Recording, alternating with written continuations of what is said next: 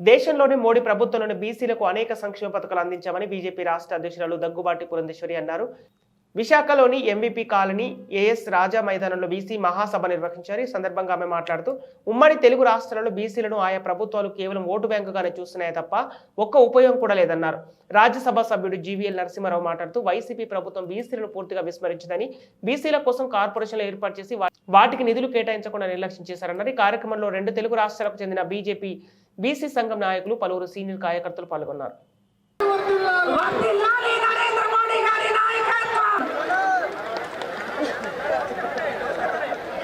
అందరికీ నమస్కారం.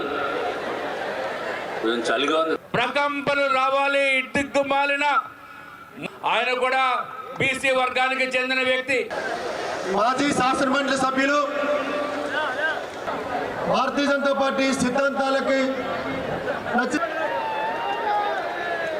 సమయం. బీసీ సంఘాల పెద్దలు అందరికీ నమస్కారం. ఈ రాష్ట్రంలో బీసీలకి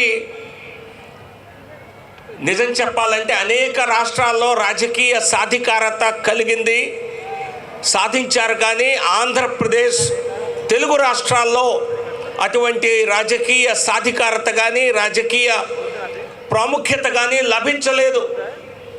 దానికి ఒక ప్రధాన కారణం బీసీలు తమ ఐక్యత గురించి పెద్దగా పట్టించుకోలేదు.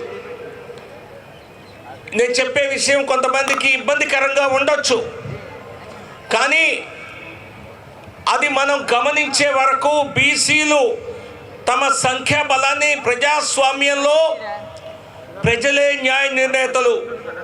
ఏ కులం వారైనా, ఏ మతం వారైనా ప్రతి వ్యక్తికి ఉన్నది ఒక్క ఓటు మాత్రమే.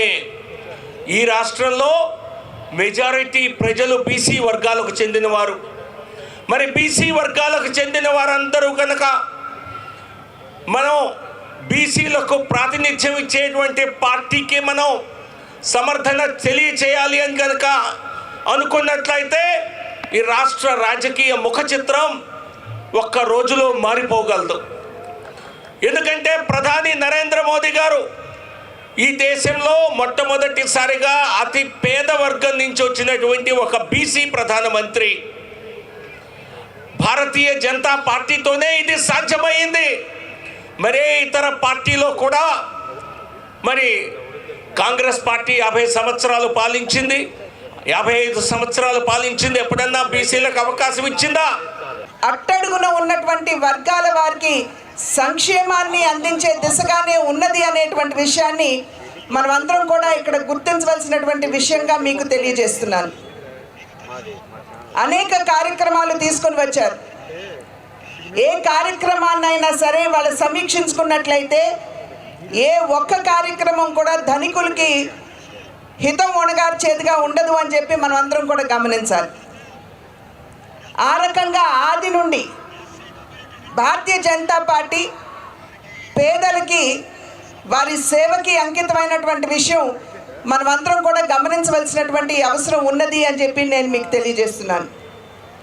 వెనుకబడినటువంటి కులాలకి చెందినటువంటి వారు సామాజికంగా, ఆర్థికంగా, రాజకీయంగా ఇంకా ముందుకు రావాల్సినటువంటి సందర్భంలో ఆ దిశగా దృష్టి సారిస్తూ బీసీ కులాల్లో ఉన్నటువంటి వారికి సంక్షేమాన్ని అందించడమే పరమావధిగా భారతీయ జనతా పార్టీ భావిస్తూ నేటి వరకు కూడా సేవ చేస్తున్నటువంటి విషయాన్ని మీ అందరికీ కూడా నేను తెలియజేస్తున్నాను.